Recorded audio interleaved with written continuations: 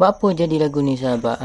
Untuk makluman sahabat, ini adalah sarang keluluk utama di dalam kotak hive, di mana keluluk utama ni dia tak naik buat madu di dalam kotak madunya lah sahabat. Untuk makluman sahabat, koloni ni tak ada masalah apa pun, kerana koloni keluluk utama yang ini dalam fasa perkembangan disebabkan saja buat penggandaan koloni lah. Tapi buat apa saya pergi pasal kotak madu terus? Disebabkan koloni ni sahabat, saya buat penggandaan koloni dengan cara split lah, di mana cara saya buat split itu berbeza lah sikit daripada yang lain. Saya buat pengasingan kotak hive dan juga kotak madu, disebabkan sahabat kotak madu tu dah naik telur, manakala di dalam kotak hive pun dah ada telur lebah kelulut. So saya pindahkan kotak hive dan juga kotak madu ke lokasi yang berbeza lah sahabat. Manakala kotak madu yang dah ada telur tu sahabat, saya letak di kawasan asal koloni tersebut, dan kotak hive tu saya bawa ke lokasi lain lah sahabat. Jadi hari ni kita dapat lihat lah di dalam kotak hive tersebut dah ada telur muda dan juga lebah pekerja yang aktif sahabat. Ini menandakan penggandaan koloni ataupun split koloni ni dah berjaya lah sahabat. Kalau tengok corong dia pun sahabat, memang banyak penduduk duk main keluar masuk lah kat tu sahabat.